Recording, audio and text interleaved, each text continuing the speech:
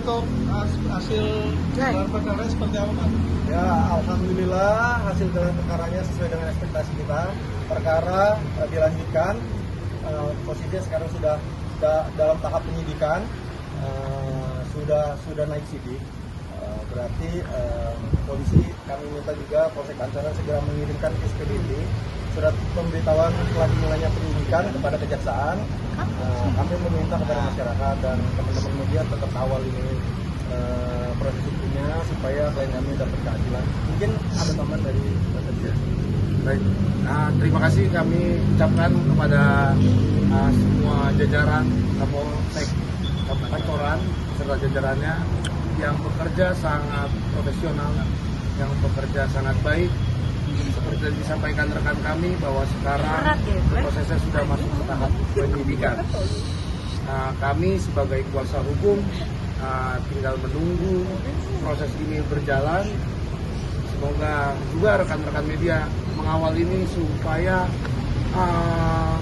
tidak ada lagi hak-hak seorang wanita yang terlanggar. Kami di sini berperan untuk itu. Kami memperjuangkan hak-hak wanita supaya tidak ada lagi di kemudian hari hak-hak wanita yang ditindas. Kita harus perjuangkan. Yang pelajaran di masyarakat. Iya, pelajaran untuk kita sebagai masyarakat. Mungkin seperti itu, mungkin ada yang ditambahkan.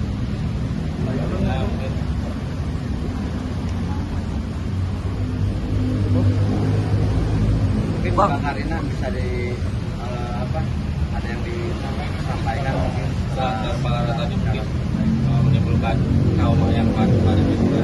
Iya pastinya rasa trauma itu saya sampai hari ini sampai detik ini saya merasa trauma psikolog saya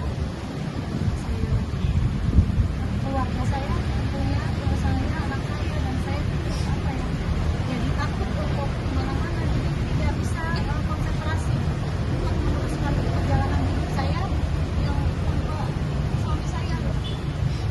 Saya harap ini seadil-adilnya untuk saya sebagai perempuan, apalagi saya sendiri. Ya. Jadi di dalam proses gelar tadi juga secara hukum ya kami jelaskan juga bahwa saksi-saksi ada 4 yang sudah diperiksa, ya. Lalu ada bukti rekaman CCTV, satu lagi adalah hasil visum. Dinyatakan di dalam hasil visum tersebut ada tindakan kekerasan. Oke Bang, sampai menyentuh titik penyidikan ini mungkin ada etikat baik nggak sih dari terlapor sendiri untuk melakukan perdamaian? Ya baik. Nah, jadi memang tadi kami diinformasikan oleh tim penyidik bahwa ada surat mediasi yang dikirimkan oleh terlapor, ya kan? Namun kami perlu ingatkan kembali kepada rekan-rekan semua bahwa di dalam proses pidana tidak ada mediasi, yang dikenal adalah restoratif justice. Dan syarat-syaratnya juga sudah tertera di dalam Perkap Kapolri, gitu kan. Jadi terkait surat mediasi itu tersebut ya masih kami kesampingkan. Itu yang pertama. Yang kedua, klien kami masih sangat trauma ketemu dengan terlapor. Masih sangat trauma dan takut. Dan berdasarkan informasi penyidik, terlapor hari ini ada di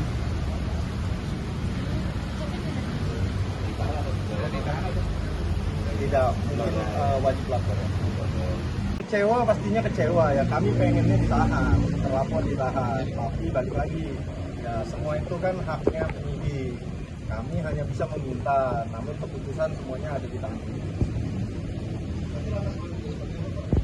Ya kita tetap kawal, kita sudah mintakan tadi SP2HP terkait hasil gelar perkara tadi yang sudah naik sidik, dan kami sudah minta juga segera melakukan SP2HP ke kejaksaan, di mana tadi dari SPDP ke kejaksaan, di mana informasinya dari Polsek Pancoran akan mengirimkan SPDP tersebut.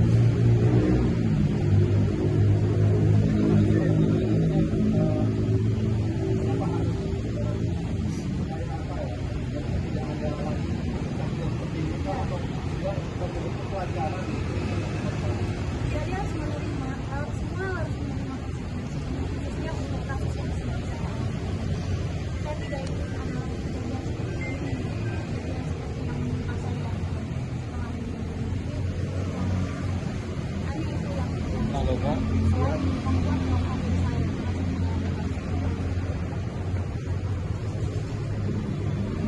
Ya sedikit kembali lagi saya sampaikan bahwa pada prinsipnya perkara ini tetap berjalan pada on the track. Jadi kita hanya bisa mendoakan karena semoga traumanya cepat segera sembuh. Itu yang kita upayakan.